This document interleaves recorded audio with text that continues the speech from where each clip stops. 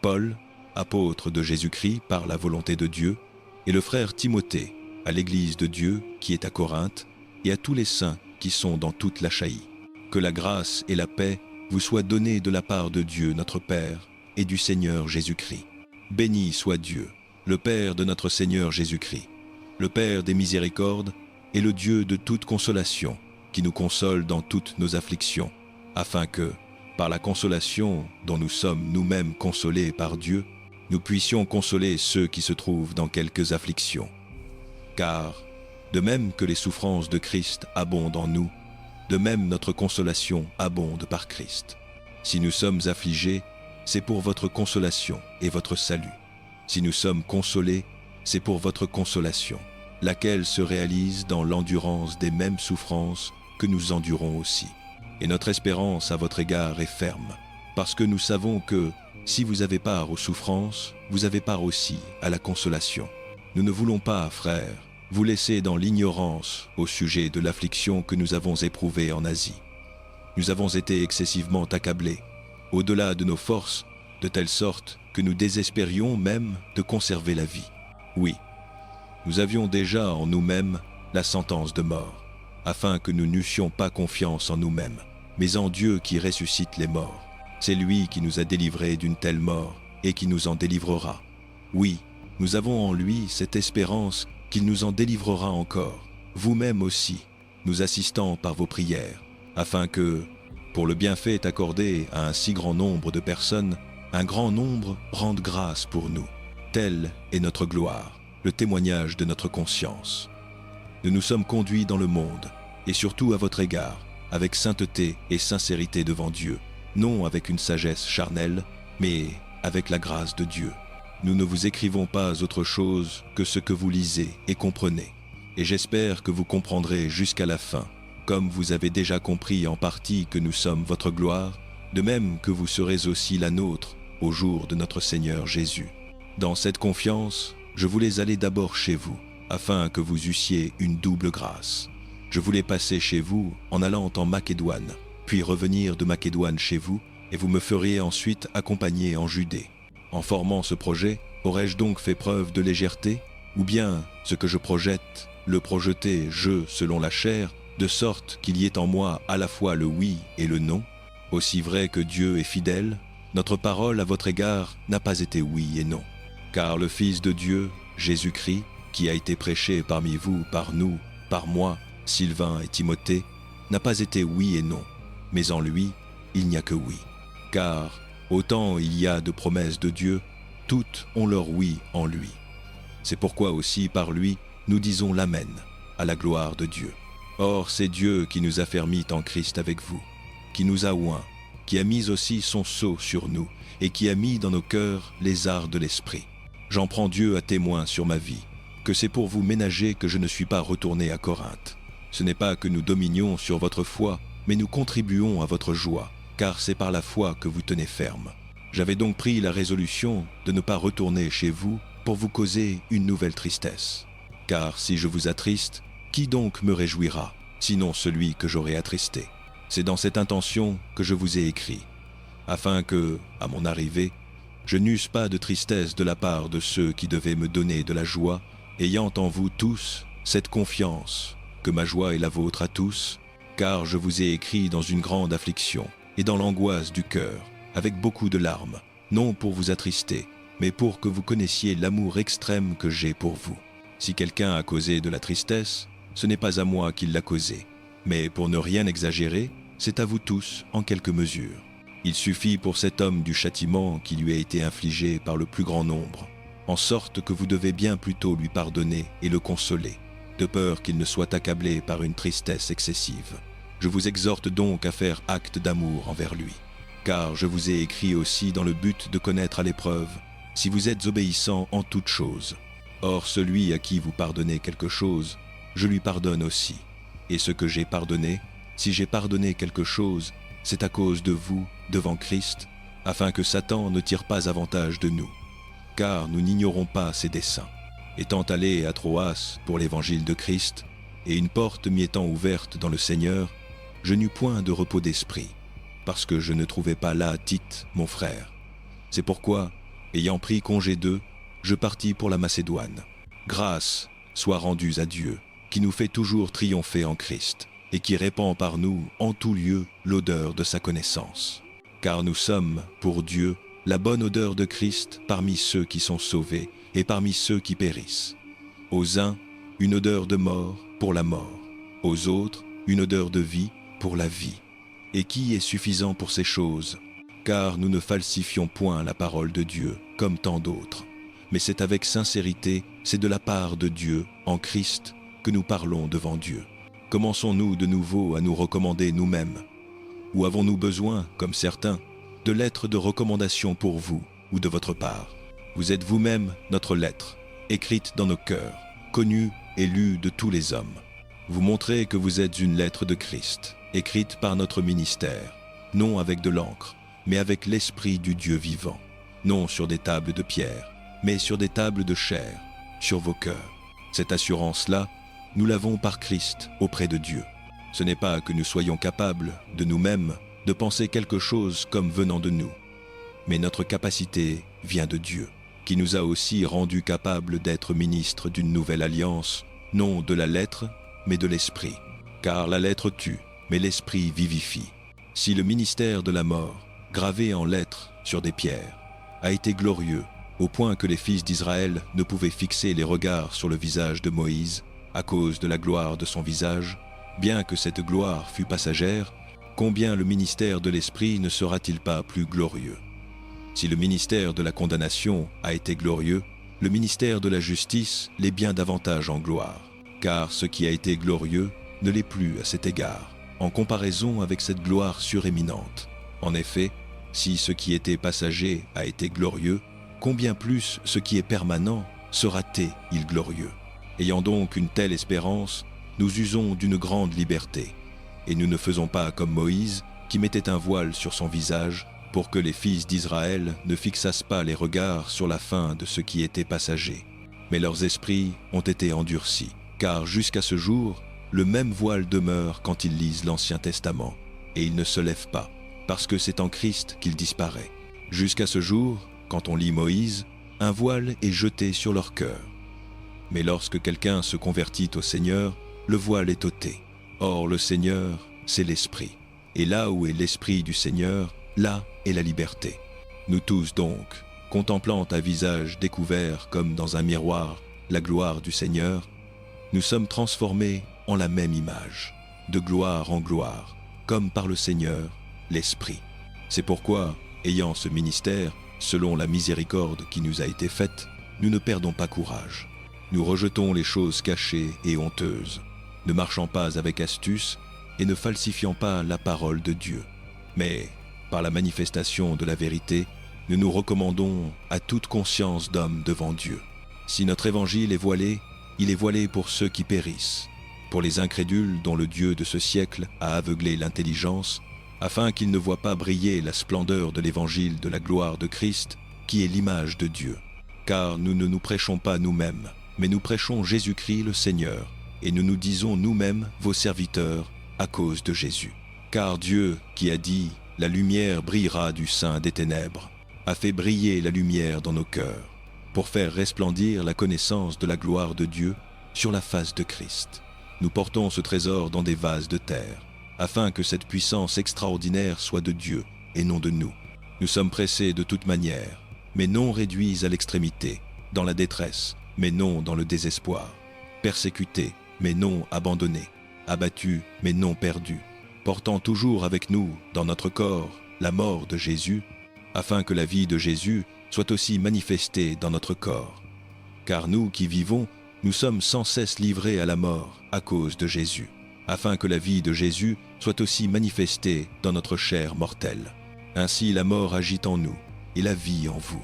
Ayant donc le même esprit de foi, selon qu'il est écrit, « J'ai cru, c'est pourquoi j'ai parlé. Nous aussi nous croyons, et c'est pourquoi nous parlons, sachant que celui qui a ressuscité le Seigneur Jésus nous ressuscitera aussi avec Jésus, et nous fera paraître avec vous en sa présence.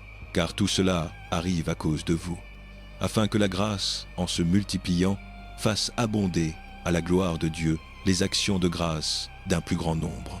C'est pourquoi nous ne perdons pas courage. Et même si notre homme extérieur se détruit, notre homme intérieur se renouvelle de jour en jour.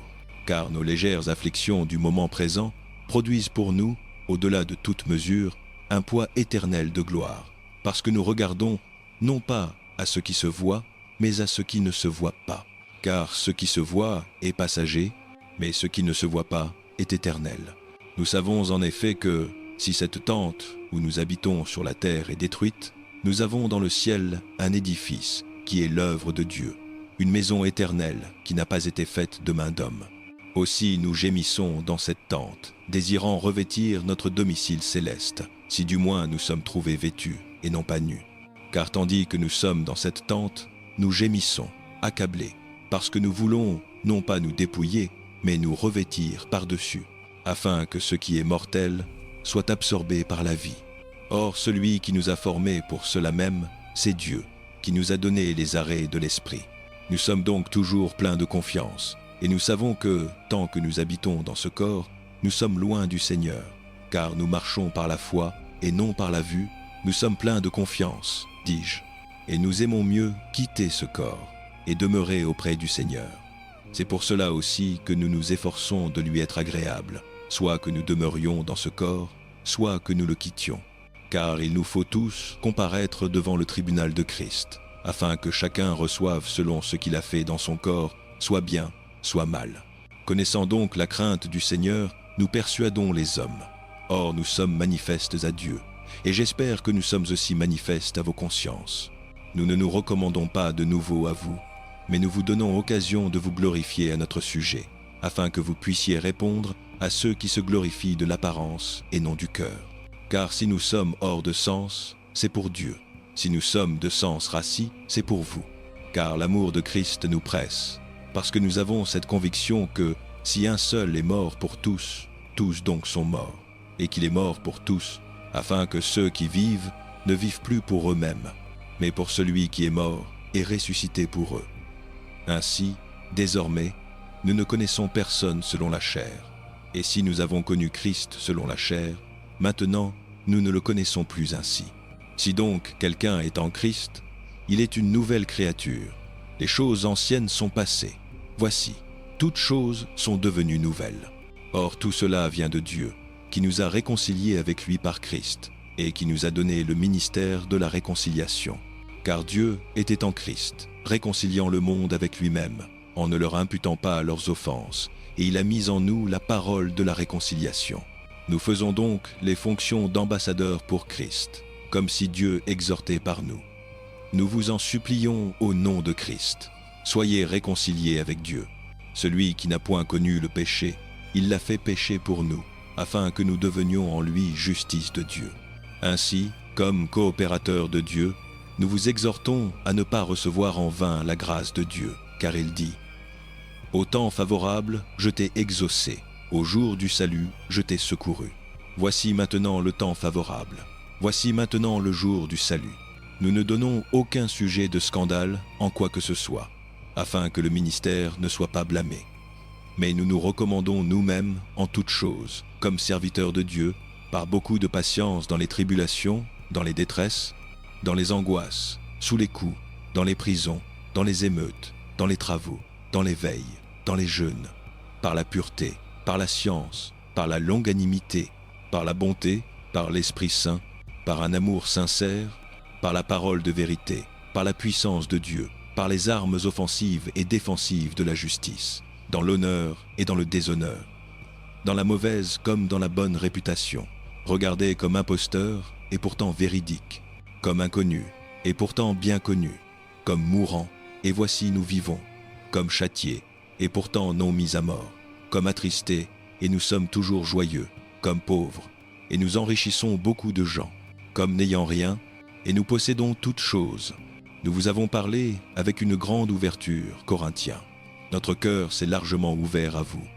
Ce n'est pas notre cœur qui est étroit à votre égard, mais ce sont vos entrailles qui le sont à notre égard. Eh bien, je parle comme à mes enfants, ouvrez-vous aussi largement.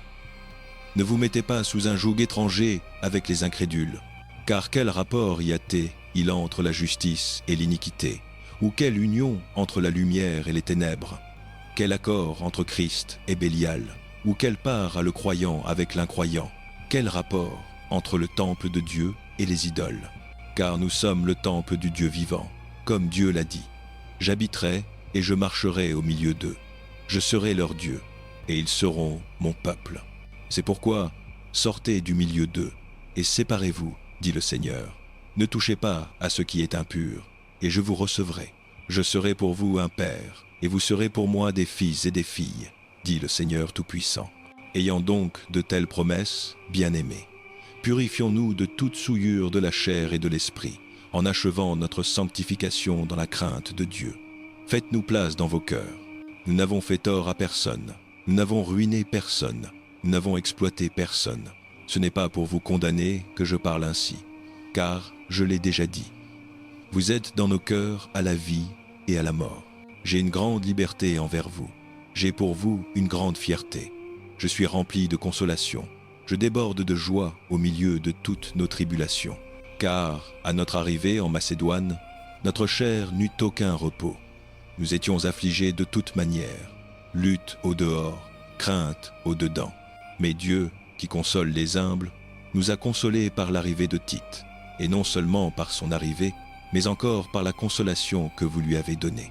Il nous a raconté votre ardent désir de me voir, vos larmes, votre zèle pour moi, de sorte que ma joie a été plus grande encore. Si donc je vous ai attristé par ma lettre, je ne le regrette pas. Et si je l'ai regretté car je vois que cette lettre vous a attristé, bien que momentanément, maintenant je me réjouis, non de ce que vous avez été attristé, mais de ce que votre tristesse vous a porté à la repentance. Car vous avez été attristé selon Dieu, en sorte que vous n'avez subi de notre part aucun dommage. Car la tristesse selon Dieu produit une repentance qui mène au salut, et qu'on ne regrette pas, tandis que la tristesse du monde produit la mort. Voyez donc ce que cette tristesse selon Dieu a produit en vous. Quel empressement, quelles excuses, quelle indignation, quelle crainte, quel ardent désir, quel zèle, quelle punition. Vous avez prouvé à tous égards que vous êtes purs dans cette affaire. Si donc je vous ai écrit, ce n'était ni à cause de celui qui a fait l'injure, ni à cause de celui qui l'a reçu, mais afin que votre zèle pour nous se manifestât parmi vous devant Dieu. Voilà ce qui nous a consolés. À cette consolation vient s'ajouter une joie bien plus grande, celle de voir l'allégresse de Tite, dont vous avez tous rafraîchi l'esprit. Je n'ai donc pas été honteux de m'être glorifié auprès de lui à votre sujet. Mais, comme nous vous avons toujours parlé avec vérité, ainsi notre glorification auprès de Tite s'est trouvée être la vérité. Et son affection pour vous est d'autant plus grande qu'il se souvient de votre obéissance à tous, et de la crainte et du tremblement avec lesquels vous l'avez reçu. Je me réjouis de pouvoir en toutes choses avoir confiance en vous. Nous voulons, frères, vous faire connaître la grâce que Dieu a faite aux églises de Macédoine. Au milieu de beaucoup de tribulations qui les ont éprouvées, leur joie débordante et leur extrême pauvreté ont produit chez eux des richesses de libéralité. Je l'atteste. Ils ont donné volontairement selon leurs moyens, et même au-delà de leurs moyens, nous demandant avec de grandes instances la grâce de participer à ce service en faveur des saints. Et non seulement ils ont fait comme nous l'espérions, mais ils se sont d'abord donnés eux-mêmes au Seigneur, puis à nous, par la volonté de Dieu. C'est pourquoi nous avons engagé Tite à achever chez vous cette œuvre de grâce, comme il l'avait commencée.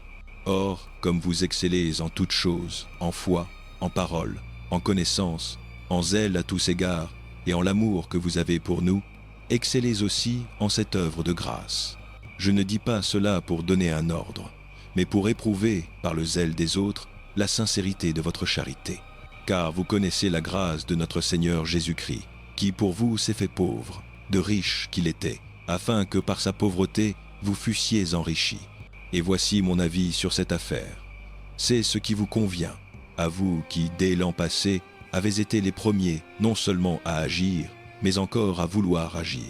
Achevez donc maintenant, afin que, comme il y a eu la promptitude du vouloir, il y ait aussi l'achèvement selon vos moyens. Car, si la bonne volonté est là, elle est agréable selon ce qu'on a, et non selon ce qu'on n'a pas. Il ne s'agit pas de vous mettre dans la gêne pour soulager les autres, mais d'une égalité et dans la circonstance présente. Votre superflu pourvoit à leur manque, afin que leur superflu pourvoie aussi à votre manque, en sorte qu'il y ait égalité, selon qu'il est écrit. Celui qui avait ramassé beaucoup n'avait rien de trop, et celui qui avait ramassé peu n'en avait pas trop peu. Grâce soit rendue à Dieu qui a mis dans le cœur de Tite le même zèle pour vous, car il a accueilli notre exhortation, et, dans son zèle tout spontané, il part pour aller chez vous. Nous envoyons avec lui le frère dont toutes les églises font l'éloge pour son zèle à propager l'Évangile, et qui de plus a été choisi par les églises pour nous accompagner avec cette offrande que nous administrons, pour la gloire du Seigneur lui-même, et pour montrer notre bonne volonté. Nous voulons éviter ainsi que personne ne nous blâme au sujet de cette abondante collecte que nous administrons, car nous cherchons à faire ce qui est bien, non seulement devant le Seigneur, mais aussi devant les hommes. Nous envoyons aussi avec eux notre frère, dont nous avons souvent éprouvé le zèle en beaucoup de choses, et qui en montre maintenant beaucoup plus encore à cause de la grande confiance qu'il a en vous, d'autant plus à cause de la grande confiance qu'il a en vous. Quant à Tite, il est mon associé et mon compagnon de travail parmi vous. Quant à nos frères, ils sont les envoyés des églises et la gloire de Christ. Donnez-leur donc, en face des églises, la preuve de votre charité et du sujet que nous avons de nous glorifier de vous. Quant au service qui concerne les saints, il est superflu que je vous en écrive, car je connais votre bonne volonté, dont je me glorifie pour vous auprès des Macédoniens, disant que l'Achaïe est prête depuis l'an dernier, et votre zèle a stimulé la plupart d'entre eux. J'envoie cependant les frères, afin que notre gloire à votre sujet ne soit pas vaine dans cette partie-là, et que vous soyez prêts, comme je l'ai dit, de peur que, si des Macédoniens viennent avec moi et vous trouvent non prêts, nous n'ayons honte, pour ne pas dire vous, de cette assurance dont nous nous sommes glorifiés. J'ai donc jugé nécessaire d'exhorter les frères à aller d'avance vers vous et à préparer d'avance votre libéralité promise, afin qu'elle soit prête comme une libéralité et non comme une lésinerie. Or, souvenez-vous de ceci, celui qui sème peu moissonnera peu, et celui qui sème abondamment moissonnera abondamment. Que chacun donne comme il l'a résolu en son cœur, sans tristesse ni contrainte, car Dieu aime celui qui donne avec joie. Et Dieu peut vous combler de toutes sortes de grâces, afin que, ayant toujours en toutes choses de quoi satisfaire à tous vos besoins, vous ayez encore en abondance pour toute bonne œuvre, selon qu'il est écrit, « Il a répandu, il a donné aux pauvres, sa justice subsiste à toujours. » Celui qui fournit de la semence au semeur et du pain pour sa nourriture, vous fournira aussi de la semence et la multipliera, et il augmentera les fruits de votre justice. Vous serez ainsi enrichis à tous égards pour toute libéralité, qui, par notre moyen, produira des actions de grâce à Dieu. Car le ministère de cette offrande ne supplée pas seulement aux besoins des saints, mais il est encore surabondant par les nombreuses actions de grâce qu'il produit envers Dieu. Ce service, en vous prouvant, fera que l'on rende gloire à Dieu pour l'obéissance dont vous faites profession à l'évangile de Christ, et pour la libéralité de vos dons envers eux et envers tous. Et ils prieront pour vous dans leur affection, à cause de la grâce surabondante que Dieu vous a faite. Grâce soit rendue à Dieu pour son don ineffable. Par la douceur et la bonté de Christ, je vous prie, moi Paul, qui suis humble quand je suis présent parmi vous, mais qui suis plein d'assurance envers vous quand je suis absent. Je vous prie, quand je serai présent, de ne pas me forcer à user de hardiesse avec cette assurance que je me propose d'avoir contre certains qui nous regardent comme marchant selon la chair. Car, bien que nous marchions dans la chair, nous ne combattons pas selon la chair. Les armes avec lesquelles nous combattons ne sont pas charnelles, mais elles sont puissantes par Dieu pour renverser des forteresses. Nous renversons les raisonnements et toute hauteur qui s'élève contre la connaissance de Dieu, et nous amenons toute pensée captive à l'obéissance de Christ. Et nous sommes prêts à punir toute désobéissance lorsque votre obéissance sera complète. Vous regardez à l'apparence. Si quelqu'un est persuadé d'appartenir à Christ, qu'il se dise bien en lui-même que, comme il est à Christ, nous aussi nous sommes à Christ. Et quand je me glorifierai un peu plus de l'autorité que le Seigneur nous a donnée pour votre édification et non pour votre destruction, je n'en aurai point honte, afin de ne pas paraître vouloir vous intimider par mes lettres. Car, dit-on, ces lettres sont graves et fortes, mais quand il est présent, il est faible de corps, et sa parole est méprisable. Que celui qui parle ainsi considère que, tel nous sommes en parole dans nos lettres quand nous sommes absents, tel aussi nous serons en acte quand nous serons présents. Nous n'osons pas nous égaler ou nous comparer à certains qui se recommandent eux-mêmes. Mais en se mesurant à eux-mêmes et en se comparant à eux-mêmes, ils manquent d'intelligence. Pour nous, nous ne nous glorifierons pas hors de mesure, mais nous bornerons notre gloire au champ d'action que Dieu nous a assigné et qui s'étend jusqu'à vous. Nous ne dépassons pas nos limites, comme si nous n'étions pas venus jusqu'à vous, car nous sommes en effet venus jusqu'à vous avec l'évangile de Christ. Ce n'est pas en nous glorifiant hors de mesure, c'est-à-dire des travaux d'autrui, que nous le faisons. Mais nous avons l'espérance, votre foi augmentant, d'être grandement honorés parmi vous dans notre sphère d'action et d'annoncer l'évangile dans les pays qui sont au-delà du vôtre, sans nous glorifier des choses déjà préparées dans le champ d'action d'autrui. Que celui qui se glorifie dans le Seigneur, car ce n'est pas celui qui se recommande lui-même qui est approuvé, mais celui que le Seigneur recommande. J'espère que vous supporterez un peu de folie de ma part. Oui, supportez-moi, car je suis jaloux de vous d'une jalousie de Dieu, parce que je vous ai fiancé à un seul époux, pour vous présenter au Christ comme une vierge pure. Mais je crains que, comme le serpent séduisit Ève par sa ruse, vos pensées ne se corrompent et ne s'écartent de la simplicité et de la pureté envers Christ. Car, si quelqu'un vient vous prêcher un autre Jésus que celui que nous avons prêché, ou si vous recevez un autre esprit que celui que vous avez reçu, ou un autre évangile que celui que vous avez embrassé, vous le supportez fort bien. Or, je ne me juge en rien inférieur à ces apôtres par excellence. Si je suis un ignorant sous le rapport du langage, je ne le suis pas sous celui de la connaissance. Nous l'avons montré parmi vous à tous égards et en toutes choses. Ai-je commis un péché en m'abaissant moi-même pour vous élever, en vous annonçant gratuitement l'évangile de Dieu? J'ai dépouillé d'autres églises en recevant d'elles un salaire pour vous servir. Et lorsque j'étais chez vous, et que je me suis trouvé dans le besoin, je n'ai été à charge à personne, car les frères venus de Macédoine ont pourvu à mes besoins. En toute chose, je me suis gardé de vous être à charge, et je m'en garderai. Par la vérité de Christ qui est en moi, cette gloire ne me sera pas ôtée dans les régions de l'Achaïe. Pourquoi? Est-ce parce que je ne vous aime pas? Dieu le sait. Mais ce que je fais, je le ferai encore, afin d'ôter tout prétexte à ceux qui cherchent un prétexte pour être trouvés égaux à nous dans ce dont ils se glorifient. Ces gens-là sont de faux apôtres, des ouvriers trompeurs, qui se déguisent en apôtres de Christ. Et cela n'est pas étonnant, car Satan lui-même se déguise en ange de lumière. Il n'est donc pas étrange que ces ministres aussi se déguisent en ministres de justice. Leur fin sera selon leurs œuvres. Je le répète, que personne ne me regarde comme un insensé. Sinon, recevez-moi comme un insensé, afin que moi aussi je me glorifie un peu. Ce que je vais dire, avec cette assurance qui est celle de la gloire, je ne le dis pas selon le Seigneur, mais comme par folie. Puisque plusieurs se glorifient selon la chair, moi aussi je me glorifierai, car vous supportez volontiers les insensés, vous qui êtes sages. Vous supportez qu'on vous asservisse, qu'on vous exploite, qu'on vous dépouille, qu'on vous traite avec arrogance, qu'on vous frappe au visage. À ma honte, je le dis. Nous avons été trop faibles pour cela. Mais dans tout ce que quelqu'un ose se glorifier, je parle en insensé. Moi aussi j'ose le faire. Sont-ils hébreux? Moi aussi. Sont-ils israélites? Moi aussi. Sont-ils postérité d'Abraham? Moi aussi. Sont-ils ministres de Christ? Je parle en homme hors de sens. Je le suis plus encore. Plus de travaux, plus de prison, bien plus de coups, souvent en danger de mort.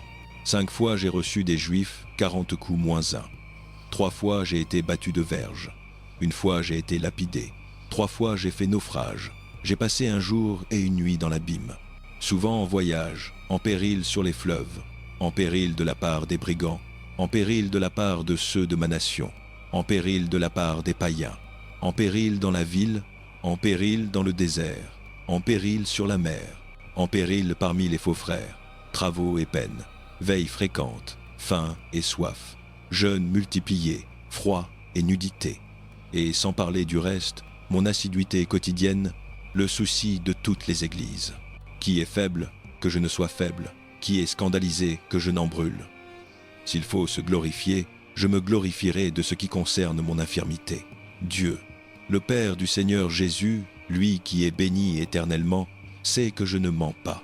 À Damas, l'éthnarque du roi Arétas faisait garder la ville des Damascéniens pour se saisir de moi. Mais on me descendit par une fenêtre dans une corbeille le long de la muraille, et j'échappai de ses mains. Il faut se glorifier? Cela n'est pas utile. J'en viendrai néanmoins à des visions et à des révélations du Seigneur. Je connais un homme en Christ qui, il y a 14 ans, était-ce dans son corps? Je ne sais. Était-ce hors de son corps? Je ne sais.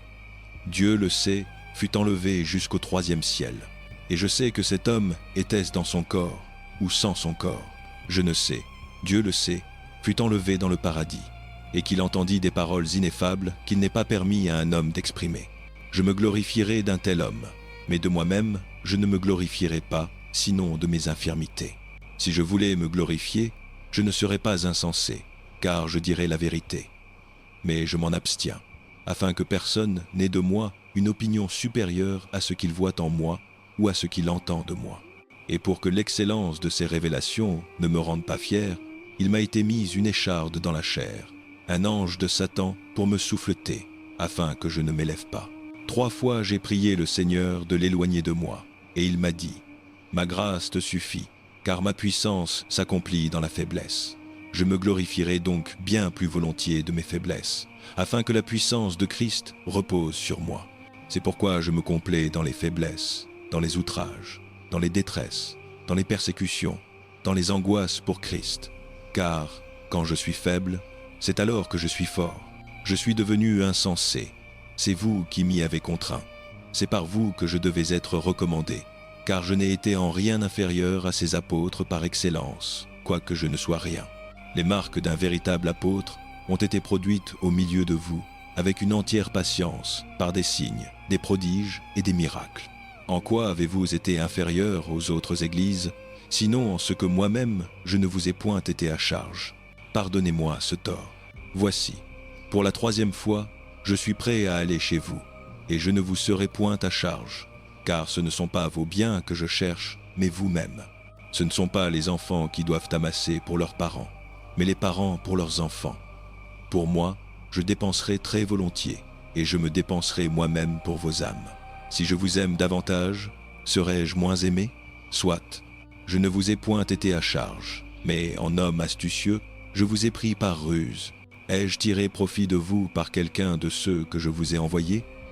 J'ai engagé Tite à aller chez vous, et j'ai envoyé avec lui le frère.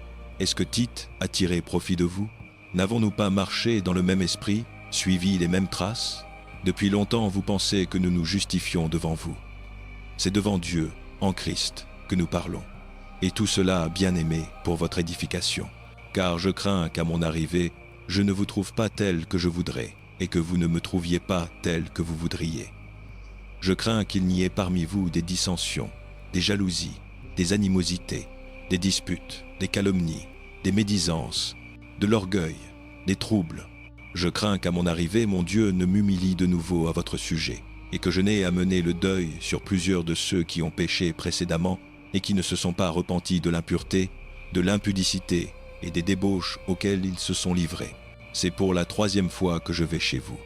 Toute affaire se décidera sur la déposition de 2 ou de 3 témoins. J'ai déjà dit, et je le dis d'avance, comme lorsque j'étais présent pour la 2e fois, et maintenant étant absent, je l'écris à ceux qui ont péché précédemment et à tous les autres. Si je viens une fois encore, je n'épargnerai personne, puisque vous cherchez une preuve que Christ parle en moi, lui qui n'est pas faible à votre égard, mais qui est puissant parmi vous. Car il a été crucifié en faiblesse, mais il vit par la puissance de Dieu. Nous aussi, nous sommes faibles en lui, mais nous vivrons avec lui par la puissance de Dieu pour agir envers vous. Examinez-vous vous-même, pour savoir si vous êtes dans la foi. Éprouvez-vous vous-même. Ne reconnaissez-vous pas que Jésus-Christ est en vous, à moins peu, être que vous ne soyez désapprouvés. Mais j'espère que vous reconnaîtrez que nous ne sommes pas désapprouvés. Or, nous prions Dieu que vous ne fassiez aucun mal, non pour paraître approuvés nous-mêmes, mais afin que vous fassiez ce qui est bien, et que nous soyons comme désapprouvés, car nous n'avons pas de puissance contre la vérité, mais pour la vérité. Nous nous réjouissons de ce que nous soyons faibles, tandis que vous êtes forts, et ce que nous demandons dans nos prières, c'est votre perfectionnement. Voilà pourquoi j'écris ces choses étant absent, afin que, présent, je n'ai pas à user de rigueur, selon l'autorité que le Seigneur m'a donnée pour l'édification et non pour la destruction. Au reste, frères, soyez dans la joie, perfectionnez-vous, consolez-vous, ayez un même sentiment, vivez en paix, et le Dieu d'amour et de paix sera avec vous. Saluez-vous les uns les autres par un saint baiser. Tous les saints vous saluent. Que la grâce du Seigneur Jésus-Christ, l'amour de Dieu et la communion du Saint-Esprit soient avec vous tous.